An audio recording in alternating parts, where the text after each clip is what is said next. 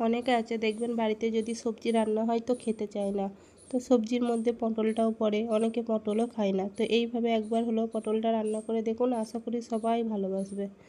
তা আসসালামু আলাইকুম বন্ধুরা, কেমন আছেন? গুজরাট থেকে সকল বন্ধুকে জানাই এমএন কিচেনে অনেক অনেক স্বাগত। তো আবারও চলে এলাম আর একটা রান্নার রেসিপি নিয়ে। তো এইদিকে দেখুন আমি ওভেনটা জেলে নিয়েছি, তাতে কড়া বসিয়ে নিয়েছি, কড়ার মধ্যে তেলটা দিয়ে দিলাম। তেলটা গরম হয়ে গেছে, এরপর আমি পটলগুলোকে দিয়ে দেব। এই দেখুন পটলগুলোকে আমি দিয়ে দিচ্ছি, দিয়ে তাতে পরিমাণ মতো লবণ এবং হলুদ দিয়ে পটলগুলোকে আমি ভেজে নেব। এই দেখুন পটলগুলোকে আমি ভেজে নিচ্ছি এবং পটলের কালারটাও চেঞ্জ হয়ে গেছে এবং পটলগুলো দেখুন ভাজা হয়ে গেছে। এরপর আমি ছান্তার সাহায্যে পটলগুলোকে তুলে নেব। আর পটলগুলো সব তোলা হয়ে গেল। এরপর ওই তেলটার মধ্যেই আমি আলুগুলোকে দিয়ে দেব এবং তাতে পরিমাণ মতো লবণ এবং হলুদ দিয়ে আলুগুলোকেও আমি ভেজে নেব। এই দেখুন আলুগুলোকেও আমি লাল লাল করে ভেজে নেব। এই দেখুন লাল লাল করা হয়ে ভাজা হয়ে গেছে। এরপর আমি এই আলুগুলোকেও আমি তুলে নেব।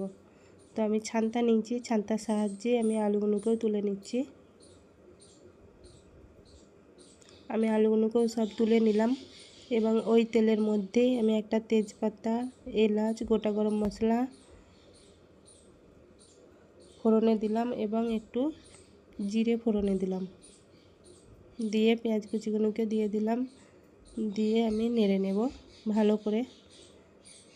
দেখুন ভালো করে পেঁয়াজগুলো সমস্ত কিছু একসাথে ভালো করে নেড়ে নিচ্ছি এবং পেঁয়াজটার কালারটা চেঞ্জ হয়ে গেছে।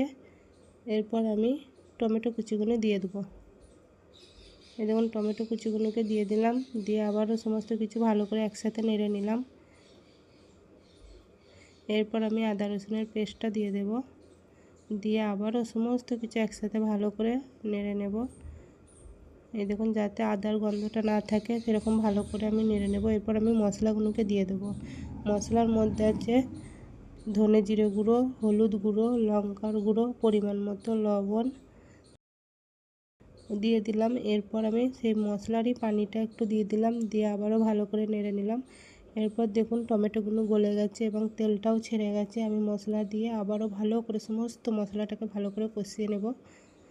দেখুন ভালো করে আমি কষিয়ে নিচ্ছি। এরপর আমি একটা কাঁচা লঙ্কা দিলাম, দিয়ে আবারও সমস্ত কিছু ভালো করে মিশিয়ে নেব বা কষিয়ে নেব। দেখুন তেলটা পুরো ছেড়ে গেছে এবং কত সুন্দর কালারটাও এসছে। এরপর আমি পটল ও আলুগুলোকে যে ভেজে রেখেছিলাম সেগুলোকে দিয়ে দেব, দিয়ে আবারও ভালো করে সমস্ত কিছু একসাথে মিক্সড করে নেব বা মিশিয়ে নেব।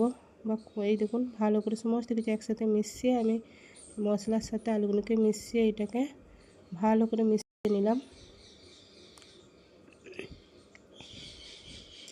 এই দেখুন কষিয়ে নিলাম। এরপর আমি এর মধ্যে পানি দিয়ে দেব। এখন পানি দিয়ে দিলাম, দিয়ে আবারও ভালো করে সমস্ত কিছু একসাথে মিশিয়ে নিলাম। এই দেখুন মিশিয়ে নিচ্ছি। এরপর আমি ওপর থেকে অল্প একটু চিনি দেব, আপনারা চাইলে দিতেও পারেন নাও পারেন, কিন্তু আমি দিলাম। তারপর আমি ধনেপাতাগুলো দিয়ে দিলাম, দিয়ে আবার ঢাকনা দিয়ে দেব। এরপরে দেখুন ঢাকনাটা খুলে নিচ্ছি, এটা ফুটতে শুরু করে দিয়েছে এবং আলুগুলো ও পটলটা সেদ্ধ হয়ে গেছে। এরপর দেখুন আমার রান্নাটা হয়ে গেছে।